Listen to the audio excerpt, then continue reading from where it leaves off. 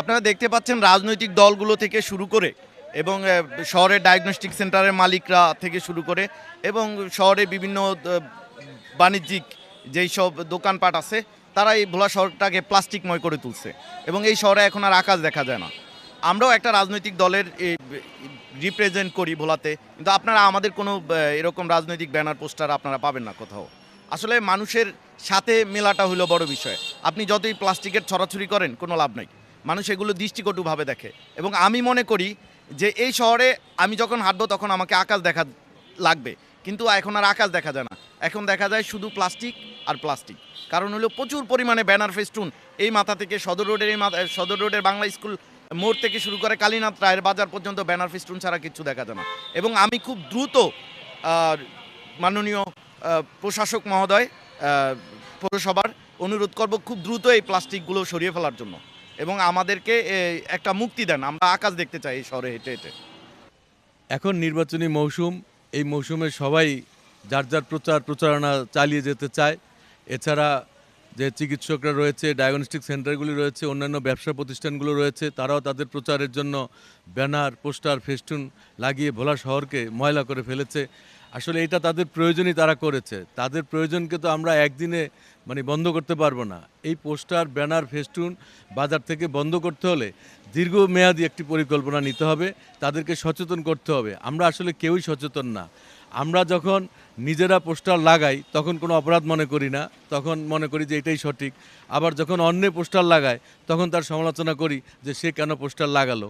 আবার পৌর কর্তৃপক্ষ কিংবা জেলা প্রশাসন বা ভ্রাম্যমাণ আদালত যখন কোনো অভিযান নেয় তখন আমরা তাদের তীব্র সমালোচনা করি।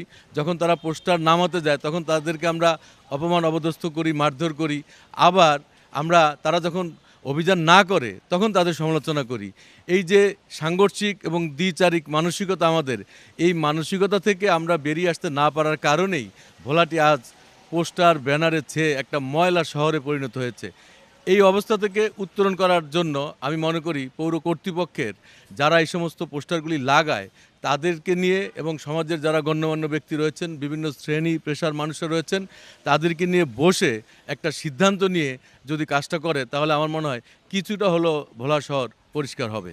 ভোলা পৌরসভার অভ্যন্তরীণ যে রাস্তাঘাটগুলো আছে সেই রাস্তার উপরে পোস্টার এবং ব্যানার দিয়ে একেবারে ছেয়ে গেছে। এটি ভোলা শহরের সৌন্দর্যকে যেমন বিঘ্নিত করেছে তেমনি পুরা ভোলা শহরটাকে একটা ময়লার ভাগাড়ে পরিণত করেছে। আমার কর্মকালীন সময়ে এর আগেও 3 বার এই ব্যানার এবং পোস্টারগুলো উচ্ছেদ করেছি এবং খুব অল্প সময়ের মধ্যেই আবারও আমরা এই ব্যানার এবং পোস্টারগুলো অপসারণ করে ভোলা শহরের যে সৌন্দর্য সেই সৌন্দর্যটাকে ফিরিয়ে আনার জন্য পৌরসভা সবসময় কাজ করবে। ওটা তো ওরা আসলেই জানতে পারবো, তাই না? শোনো, টাকা তো চাইছে, 10,000 টাকার শর্ট আছে, বুঝছো? ধন্যবাদ। কত টাকা শর্ট পড়ছে সেটা বল। 10,000 টাকাই শর্ট আছে। আচ্ছা, সেটা মাথা ছুঁয়ে বলো। মাথা কি হলো? চুপ করে আসছো কেন? ভণ্ডামি, টাউটামি, জায়গা পাও না তুমি? তুমি কি জীবনে ভালো হবে না? শোনো, ভন্ড আর টাউট বলবা না, আমার ইগোটা লাগে।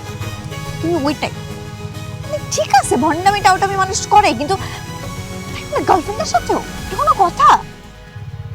দেখো মিমি, আমি আগের থেকে অনেক লক্ষ্য হয়ে গেছি, ভালো হয়ে গেছি। পুরোপুরি হইতে পারি নাই, অর্ধেক ভালো তো 50% ভালো হয়ে গেছে। আগে যদি হইতো আমি তোমার থেকে 20,000 টাকা চাইতাম। চুপ।